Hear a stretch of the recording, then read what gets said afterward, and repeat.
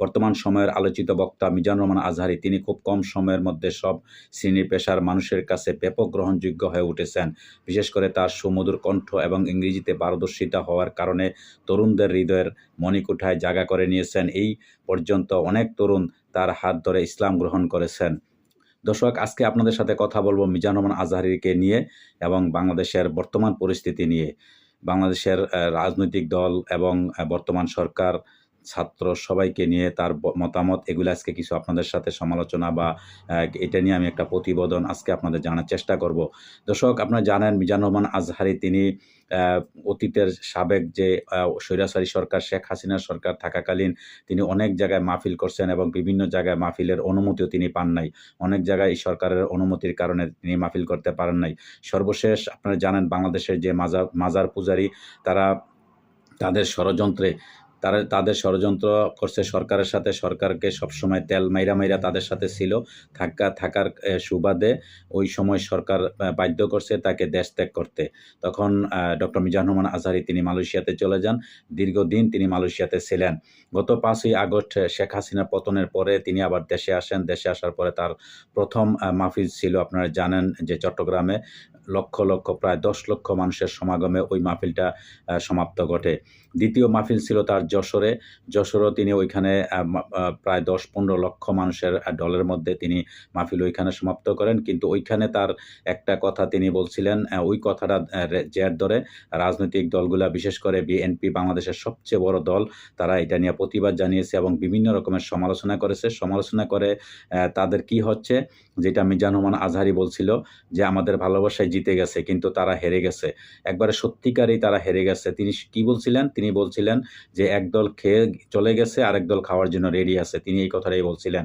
এই কথাটা কেন, এটা কোনো দল বিএনপি, জামাত, কোনো বাংলাদেশের যেহেতু 48টা নিবন্ধিত দল আছে, কোনো দলকে তিনি উদ্দেশ্য করে বা চিহ্নিত করে তিনি বলেন নাই। তিনি শুধু বলছিলেন, এই কথাটাই বলছিলেন যে একদল খেয়ে চলে গেছে আরেক দল খাওয়ার জন্য রেডি আছে। কিন্তু এই কথাটা তাদের গায়ে মেখে তারা পরে কি করছে, সারা বাংলাদেশে তারা একটা মোটামুটি হিংসা, একটা প্রতিহিংসা তারা এটা ছড়িয়েছে। আজহারের বিরুদ্ধে অনেক রকমের তারা কথাবার্তা সমালোচনা তারা করেছেন। কিন্তু সমালোচনা করে কি করছে, তারা নিজেরাই হেরে গেছে।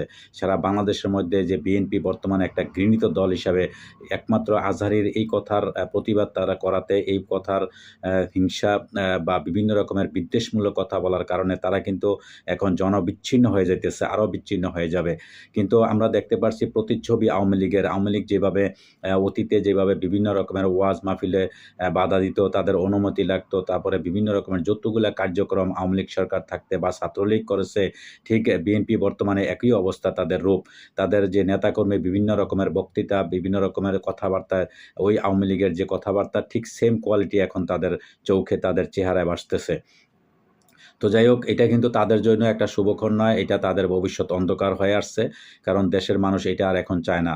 আর ছাত্রদেরকে বলতেছি, ছাত্ররা অবশ্যই 5ই আগস্ট তাদের নেতৃত্বে এই দেশ একটা মুক্ত হয়েছে, একটা স্বৈরাচারী সরকার থেকে দেশ মুক্ত হয়েছে। প্রায় 2000 লোকের শহীদের বিনিময়ে, ছাত্রদের রক্তের বিনিময়ে এবং হাজার হাজার মানুষ বর্তমানে হসপিটালে এখনও তারা আহত অবস্থায় আছে। তাদের বিনিময়ে দেশ একটা মুক্ত হয়েছে। সাধারণ মানুষ আজকে শান্তিতে, যদিও সব জিনিসপত্রের দাম ঊর্ধ্বমুখী, তারপরেও দেশের মানুষ স্বস্তিতে আছে। কারণ তাদের উপরে এখন আর সেই ভয়টা কাজ করে না যে জেল জুলুম অত্যাচার, সেই ভয়টা তাদের ভিতরে এখন নেই। তো যাই হোক, সর্বশেষ যে কথাটা বলবো, বিএনপি যেই সমালোচনা বা যেই ধরনের কথাবার্তা বলছে, তাদের নিজের কর্মের কারণে তারা অধঃপতন ডেকে আনতেছে, এটাই বাস্তব সত্য কথা। আর বিশেষ করে মিজানুর রহমান আজহারী তিনি একজন তরুণদের একজন আইডল, তিনি একজন ইসলামিক প্রবক্তা। তার কথাবার্তা তিনি বলতেই পারেন, তিনি যে কোনো ব্যাপারে যে কোনো দলের বিরুদ্ধে তিনি পরে লাস্টে ওইটার ব্যাখ্যা তিনি সিলেটের মাহফিলের মধ্যে দিয়েছেন। ওইখানেও প্রায় 10-15 লক্ষ মানুষের সমাবেশ হয়েছিল। সিলেটের মাহফিলে তিনি বলেছিলেন যে আমি বাংলাদেশে একজন সিটিজেন, আমি বাংলাদেশে একজন নাগরিক। কিন্তু আপনারাই তো বলছেন, কত সুন্দর করে বলছে, দেখেন তার কথার মধ্যে এত মায়া, এত সুমধুরভাবে তিনি কথা বলেন, যেই কথাগুলো আমরা কখনো বলতে পারি না। আমরা মাঝে মাঝে মিজানুর রহমান আজহারীর কথা শুনলে এই যে মানুষ লক্ষ লক্ষ মানুষ কেন তার মাহফিলের মধ্যে আসে আপনারা জানেন? কারণ তার কথা শুনলে মানুষ অবাক দৃষ্টিতে তাকিয়ে থাকে। কিভাবে তিনি এত সুন্দরভাবে ব্যাখ্যা দেয়। আপনি তাকে গালাগালি করতেছেন, আপনি তাকে বিভিন্ন ব্যঙ্গ করে কথা বলতেছেন, অথচ মিজানুর রহমান আজহারী সুন্দরভাবে আপনাদেরকে সেটার জবাব দিয়েছে। তিনি বলছেন যে, "আপনারাই তো বলছেন অধিকারের কথা। আমি একজন বাংলাদেশের নাগরিক হিসাবে কি আমি এই কথাটা বলতে পারি না?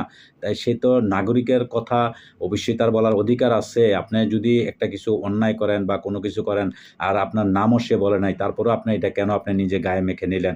এত সুন্দরভাবে ব্যাখ্যা তিনি দিয়েছিলেন। তিনি দিয়েছেন, জাতি এটা অবাক দৃষ্টিতে ১০-১৫ লক্ষ ওই জনসভার মাধ্যমে তিনি যে কথাগুলা বলছেন সারা বিশ্ব দেখেছে। কিন্তু তার বরঞ্চ ওইখানে আপনারা যে সমালোচনা যশোরের মাহফিলের সমালোচনা করলেন বিএনপিরা, আপনারা নিজেরা কি করলেন? হেরে গেলেন। একদম মিজানুর রহমান যে কথাগুলা বলছেন তার যে ডায়ালগগুলা একদম হাড়ে, হাড়ে ১০০% দেশের জাতি সবাই দেখতেছে বা দেশের জনগণ এটা বুঝতেছে যে আপনারা তার সমালোচনা করে কি করলেন? আপনারা হেরে গেলেন।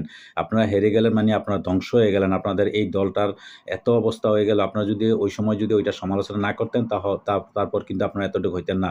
কিন্তু আপনারা কি করলেন? সমালোচনা করে মিজানুর রহমান আজহারীকে আরও জনপ্রিয় করে তুললেন। এখন তিনি যে যশোরে সিলেটের মাঠে যে তিনি যে ইয়াটা দিলেন, ব্যাখ্যাটা দিলেন, আপনাদের সেই কথার জবাবটা আপনারা দিয়ে দিলেন এত সুন্দরভাবে। এতে করে দেশের মানুষ আরও তার প্রতি আকৃষ্ট হয়ে গেছে।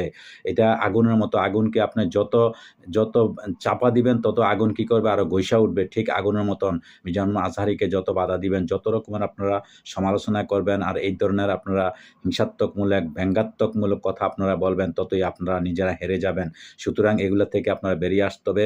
আপনাদের পুরা বিএনপি যদি আপনারা যদি সামনে যদি বাংলাদেশের মানুষের যদি কাজ করতে চান, যদি মানুষের দল হিসেবে আপনারা দাবি করে থাকেন বা আপনারা ভেবে থাকেন, তাহলে অবশ্যই আপনারা এই সমস্ত নীতি থেকে আপনারা বের হয়ে আসতে হবে।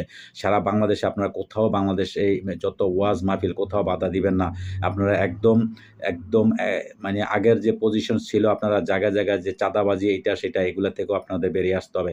সারা বাংলাদেশে আওয়ামী লীগ আগে যে সমস্ত জায়গার মধ্যে চাঁদাবাজি করত, যে সমস্ত বাজার, হাট, বাজার এখানে সেখানে প্রত্যেকটা এখন শুধু কেবল মানুষের রদবদল হইছে। এগুলা যদিও ছাত্ররা বলে থাকে, এগুলা আমরা যারা প্রবাসে আছি, বিদেশে, বিশ্বের সবাই দেখতেছে।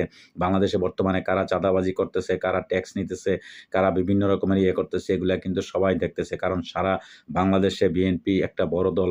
লক্ষ, লক্ষ তাদের নেতাকর্মী আছে সারা বাংলাদেশে। তারাই এগুলা যেহেতু আওয়ামী লীগ বা ছাত্রলীগ তাদেরকে এখন খুঁজে পাওয়া যাচ্ছে না। তারা এখন নিজেদের জীবন নিয়ে এখন তারা ব্যস্ত আছে। চাঁদাবাজি তো এখন আর তাদের দ্বারা সম্ভব হইতেছে না। তো সুতরাং এই বিএনপি কি করতেছে? ওইখানে অনেক আওয়ামী লীগের যারা অনেকের কর্মী আছে, নেতাকর্মী আছে, বিভিন্ন তাদেরকে বিএনপির মধ্যে ঢুকাইয়া তারাও এই সিস্টেমে এখন করতেছে। কিন্তু এগুলো আপনাদের জন্য ভবিষ্যৎ খুবই অন্ধকার হয়ে যাবে। তো যাই হোক, সর্বশেষ আমি একটা কথাই বলব যে আপনাদের এই সমস্ত হিংসা বিদ্বেষ থেকে বেরিয়ে আসতে হবে। আর বর্তমান ছাত্ররা যে নতুন দল তৈরি করতেছে, ছাত্রদের কথা মোটামুটি ঠিক আছে। ভবিষ্যতে ছাত্ররা দল গঠন করলে তারাও বিএনপির সাথে একটা, যদিও নতুন দল হয়, তারপর তাদের সাথে পেরে ওঠার বা তাদের সাথে শক্তি প্রয়োগ করার একটা ক্ষমতা তারা রাখে। তারাও বাংলাদেশের মধ্যে একটা, কারণ ছাত্রদের কথাবার্তা বা দেশের মানুষ বর্তমানে কিন্তু খুব ভালো পজিটিভভাবেই তারা দেখতেছে, খুব ভালোই ইয়ে করতেছে। কারণ ছাত্ররা এখনো বাংলাদেশের তাদের অতীতের যে ব্যাকগ্রাউন্ডের মধ্যে কোনো স্পর্শ নেই, ব্যাকগ্রাউন্ডের মধ্যে তাদের কোনো কালির দাগ নেই। তারা কোনো 10 টাকা কারো রাজনৈতিক বা ক্ষতিগ্রস্ত করে নাই, কারোর হেনস্থা করে নাই, কারো ক্ষতি করে নাই। তারা জীবনের প্রথমেই এসে তারা কি করছে? রাজপথে তারা রক্ত দিয়েছে, রক্ত দিয়ে দেশ মুক্ত করে বলছে। কিন্তু আপনাদের অতীতে ব্যাকগ্রাউন্ডে আপনাদের অনেক দাগ রয়ে গেছে, অনেক ইতিহাস আপনাদের আছে। যেহেতু আপনারা 3বার 4বার আপনারা দেশ চালাইছেন, সুতরাং আপনাদের অনেক ভুল ত্রুটি আছে, সেগুলোই এখন বারবার আর প্রতিচ্ছবি এগুলো আবার এখন ভেসে উঠতেছে। অতীতে আপনারা যা করছেন এখন মানে আপনাদের যে স্বভাব চরিত্র ওইটা এখনো পরিবর্তন দেশের মানুষ দেখতে পায় না। মানুষ দেখতে পায় যে আপনারা আগে যেভাবে করছেন এখন ওই চাঁদাবাজি, এখনো মানুষের সাথে যে হিংসাত্মকমূলক কথাবার্তা, মানুষের সাথে যেভাবে আপনারা রেগে কথা বলেন, মানে আপনাদের অ্যাকশন মতো, মানে আপনাদের মতে আপনারা যেটা বলবেন এটাই সঠিক। ঠিক এইরকম স্বৈরাচারী সরকারও এরকম, শেখ হাসিনা সরকারও এরকম করছিল। তার নেতাকর্মী এরকম করার কারণে আজকে দেখছেন তাদের কি অধঃপতন হয়ে গেছে। তো সুতরাং আপনারা আশা করব আপনারা বাংলাদেশের যে রাজনৈতিক দল আছেন বা আরো অন্যান্য দল যারা আছেন, এই থেকে আপনারা যদি দেশকে বাঁচাইতে চান, অবশ্যই আপনার দেশ এই সমস্ত থেকে বেরিয়ে আসতে হবে।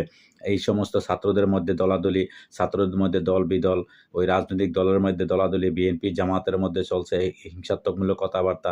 আপনাদের মধ্যে এদিক দিয়ে ভারতের সাথে আপনাদের সীমান্ত নিয়ে চলছে বিভিন্ন রকমের ঝামেলা। আপনারা জানেন গতকালকে কুমিল্লা ভারতের বিএসএফ বেড়া ভেঙে তারা বাংলাদেশে ঢোকার চেষ্টা করছে। সারা বাংলাদেশ এখন হুমকির মুখে আছে। ভারত এই সুযোগটা কাজে লাগানোর চেষ্টা করতেছে। তো সব মিলিয়ে আপনার দেশের মানুষ, রাজনৈতিক দল সবাই এখনো সুযোগ আছে, এখনো সময় আছে। এই সময়টা আর আপনারা পাবেন না। এই সুযোগে ডক্টর মোহাম্মদ ইউনূস তিনি তার হাত ধরে বাংলাদেশ এই মুহূর্তে যদি একটা সঠিক পথে আপনারা যেতে না পারেন, আর জীবন আপনারা যেতে পারবেন না।